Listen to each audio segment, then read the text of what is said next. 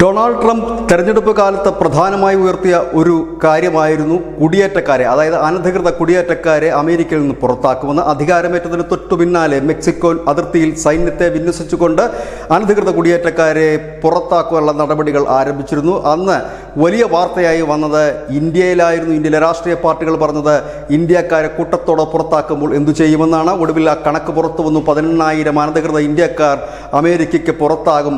അവരിനി എന്ത് ചെയ്യും? കേന്ദ്ര സർക്കാരും ഒപ്പം തന്നെ മോദി സർക്കാരും ട്രംപുമായിട്ടുള്ള ബന്ധം ഉലയും എന്നുവരെ എഴുതി പിടിപ്പിച്ച മാധ്യമങ്ങൾക്ക് മറുപടി എന്നോണം ഇപ്പോൾ നമ്മുടെ വിദേശകാര്യമന്ത്രി S Jaishankar US state secretary Marco റൂബിയോയുമായി ചർച്ച നടത്തിയിരിക്കുന്നു.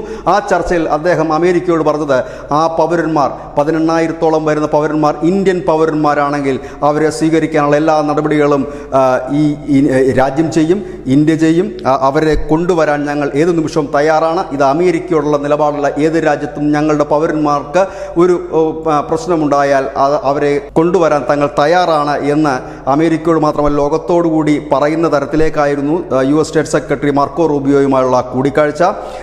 അദ്ദേഹം പറഞ്ഞത് ഇപ്പോൾ അമേരിക്കയിലേക്ക് പുതിയ വിസയ്ക്കായി അപേക്ഷിക്കുന്നവരുടെ ആ കാലയളവ്, നീണ്ട കാലയളവാണ്, 400 ദിവസം വരെയൊക്കെ കാത്തിരിക്കേണ്ടതായിട്ടുണ്ട്. അത് കുറയ്ക്കണം എന്നൊരു ആവശ്യം കൂടി അദ്ദേഹം പറഞ്ഞിരിക്കുന്നു. ഏതായാലും എല്ലാവരും കരുതിയത് ഈ 18,000 പേരെ കുടിയിറക്കുമ്പോൾ ഇന്ത്യ ഒരുപക്ഷെ യാചിക്കുകയോ ഇല്ല എങ്കിൽ ബന്ധം മോശമാകുകയോ മറ്റോ ചെയ്യുമെന്നായിരുന്നു. പക്ഷേ ലോകത്ത് ആദ്യമായി തന്നെ ഒരു രാജ്യം നെഞ്ചുറപ്പോടെ പറയുകയാണ് ആ അനധികൃതമായി കുടിയേറിയത് തങ്ങളുടെ പൗരന്മാരാണെങ്കിൽ ഇരുകൈയും നീട്ടി സ്വീകരിക്കാൻ തങ്ങൾ തയ്യാറാണ്. അവരെ തിരിച്ചു കൊണ്ടുവരാനുള്ള നടപടികൾ തങ്ങൾ വേഗത്തിലാക്കും.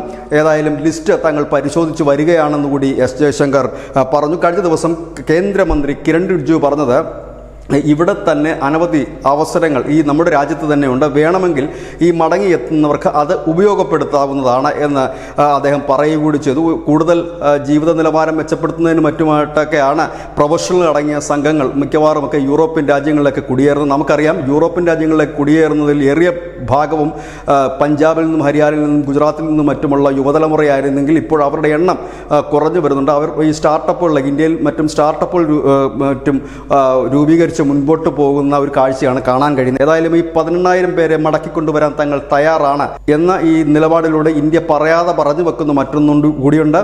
നമ്മുടെ രാജ്യത്ത് ഒരു വലിയ ഈ അനധികൃത കുടിയേറ്റം ഉള്ള ഒരു രാജ്യമാണ്. ബംഗ്ലാദേശികളടക്കമുള്ള അനധികൃത കുടിയേറ്റമുണ്ട്. അവരെ പുറത്താക്കാനുള്ള ഒരു നടപടി കേന്ദ്രം വളരെ നേരത്തെ തന്നെ തുടങ്ങിയതാണ്. അതിൻ്റെ ഭാഗമായിട്ടാണ് പൗരത്വ ഭേദഗതി നിയമം ഉൾപ്പെടെ കൊണ്ടുവന്നത്, തടങ്കൽ പാളയം ഉൾപ്പെടെ കൊണ്ടുവന്നത്. ഒരുപക്ഷെ ആ നടപടികൾ വളരെ വേഗത്തിലാക്കാനുള്ള സാധ്യതകളുമുണ്ട്. കാരണം നമ്മുടെ നിലപാട് ഇതാണ്, അനധികൃതമായ ഒരു രാജ്യത്ത് തങ്ങളുടെ പൗരന്മാർ കുടിയേറിയിട്ടുണ്ടെങ്കിൽ അവരെ പുറത്താക്കുക തന്നെ വേണം, അവരെ സ്വീകരിക്കാൻ തങ്ങൾ തയ്യാറാണ് എന്ന്. അപ്പോൾ സ്വാഭാവികമായി ഇന്ത്യയിലുള്ള കുടിയേറ്റക്കാർ, നമുക്കറിയാം ബംഗ്ലാദേശിൽ നിന്നും മറ്റ് രാജ്യങ്ങളിൽ നിന്നും മറ്റുമൊക്കെ കുടിയേറിയ അനധികൃതരായിട്ട് ഉള്ള കുടിയേറ്റക്കാർ അനവധിയുള്ള രാജ്യമാണ് ഇന്ത്യ. അവിടെ നിന്ന് ഒരു മാസ്സായിട്ടുള്ള കുടിയേറ്റക്കാരെ പുറത്താക്കുന്നതിനുള്ള നീക്കം നടത്തുന്നതിനുള്ള മുന്നൊരുക്കം ഇന്ത്യ നടത്തുന്നതായിട്ട് മുൻപ് ദേശീയ മാധ്യമങ്ങൾ റിപ്പോർട്ട് ചെയ്യുന്നു. ഒരുപക്ഷെ അത് ത്വരിതപ്പെടുത്താനുള്ള സാധ്യതകളും കൂടുതലാണ്.